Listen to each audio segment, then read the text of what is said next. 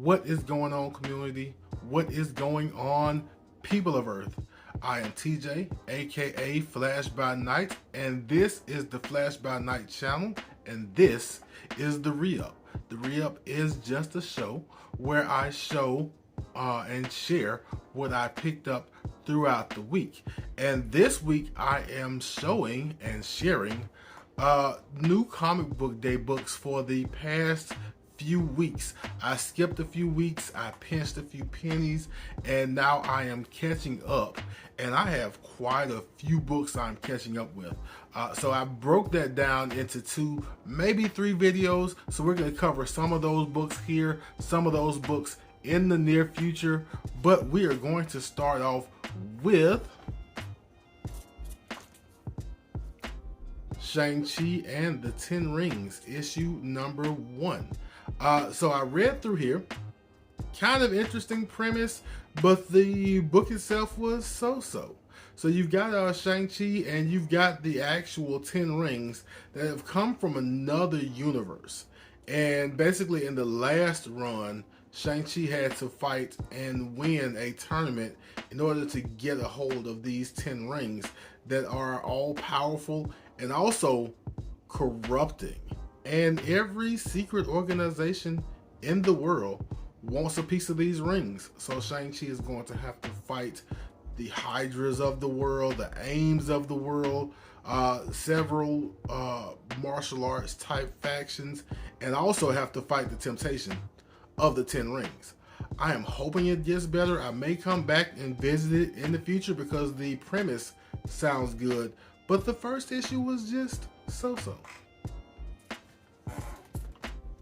Next book up is a book I enjoyed, Punisher issue number 6. And if I didn't mention, these are not in chronological order.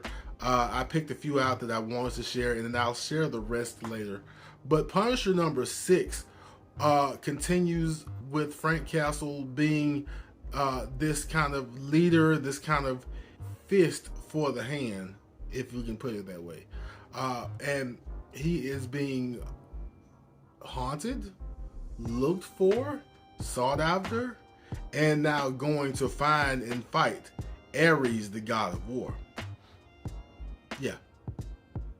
It goes how you think it would go, but Frank has the gall to actually go and fight Ares, the god of war. I enjoyed it. Frank makes it out, so there will be a Punisher issue number 7, but Punisher 6 was pretty cool. Next book up. This is just a cover by, I do read Miles Morales Spider-Man, don't get me wrong. I already read issue number 40 a while back, but I really wanted this B cover, and so I had my shop order it. You see Miles and the Predator both showing off their disappearing acts, if we can put it that way.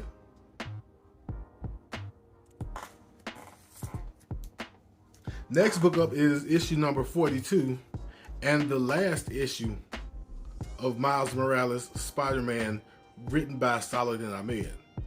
It is coming back in a couple of months. I forget who the writer is, but Miles won't be gone long. What will be gone is this new suit. He is going back to the OG suit for all the OG suit fans. Surprise, surprise, there is a Moon Knight book in this haul. Moon Knight issue number 15 by Jed MacKay. Been enjoying this one.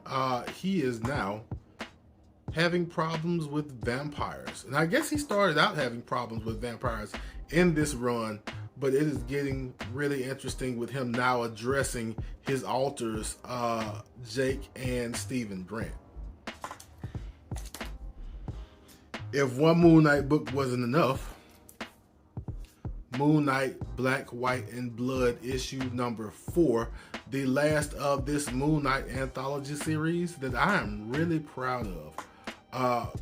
Some of the stories weren't great, some of them were great, some of them I didn't understand, but none of them took Moon Knight lightly. None of them made light of Moon Knight's mental health issues and DID.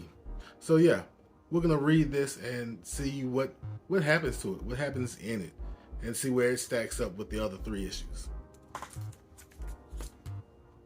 Next book up is The Peach Momoko, Miss Marvel and Venom, issue number 1. I have no clue what's going on with Miss Marvel and Venom, but I needed to pick it up because I knew I was picking up Miss Marvel and Moon Knight issue number 1. And so we're going to check all of those out. Well, I think there's a Ms. Marvel and Wolverine. And when I grab that one, I'll read all 3 at once and see what Ms. Marvel is up to and what she has in common with all of these other characters. Next book up is a book most community members, most readers are familiar with. This is Do a Powerbomb, issue number 4. If you have not read Do a Powerbomb, what are you waiting for? Even I am in the Do a Powerbomb popularity line, and I really don't like doing the popular thing when it comes to grabbing books, but Do a Powerbomb is good. Check it out. Next book up is A Calculated Man, issue number 3. I have said time and time again, if some comic publisher, any publisher, gives me a book about an accountant, I am there. And here we have Jack Bean, who is an accountant to the mob, who is trying to get out, but in order to get out, he had to kind of get tied up in some shadiness, had to kill a couple of people, you know, that whole thing. So A Calculated Man, issue number 3. Did someone say Transformers? We have Transformers Shattered Glass 2, issue number 1, where we find out that Ultra Magnus is a problem, a violent problem. So for those who have not read Shattered Glass is basically an Elseworlds Transformer story where the Autobots are evil and the Decepticons are not evil. I'll go that far. But if you have not read Shattered Glass number 1 through 5, Transformers Tuesday, next Tuesday, Flash by Night channel, you may want to be there. If you did read Shattered Glass number 1, Shattered Glass 2, issue number 1, changed the whole power structure. Then we have Transformers Shattered Glass 2, issue number 2. I have not read this one, but I love this cover with Blaster and Soundwave. Of course, we have them, you know, switching roles with Blaster being evil, Soundwave being good. I don't know what's up with Soundwave's bandana, but apparently he knows something that we don't know. Next book up, Transformers The Last Bot, issue number 4. And I guess you can tell by the cover, the last bot is Rodimus. I don't think he's Hot Rod. At least he doesn't call himself Hot Rod. He calls himself Rodimus. He doesn't use Prime. But Last Bot Standing is basically a story where Rodimus wants to actually be the last bot standing.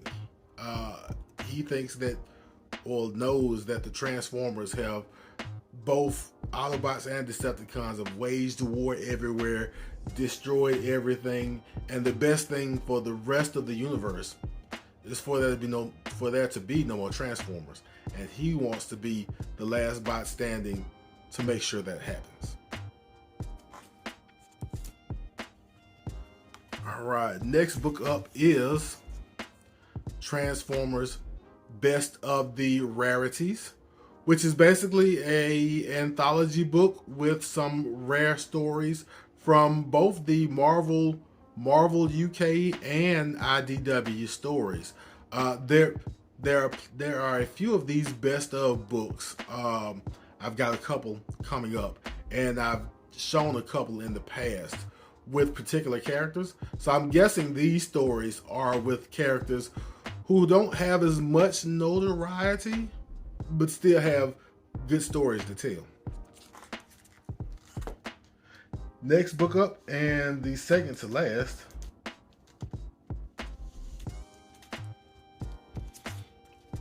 is The Attentionseeker, the best of Bumblebee from IDW. Again, these best of books are basically anthologies, and this would be probably a compilation of 4 or 5 of the best Bumblebee stories that IDW thinks that we need to read.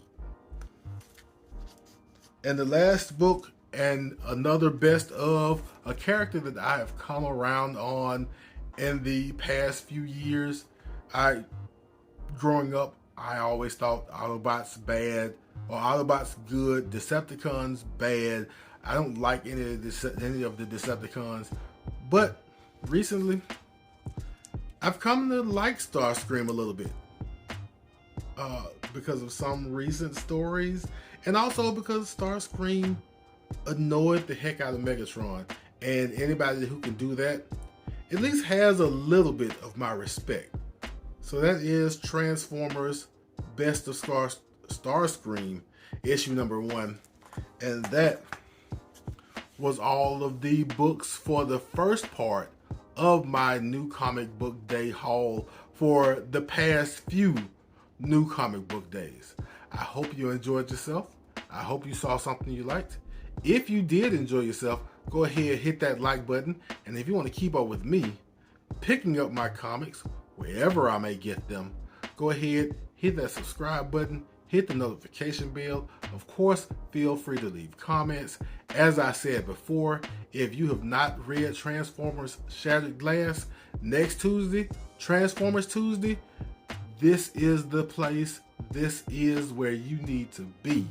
But as we always do at this time, love yourself, love others, and I will be back in a flash.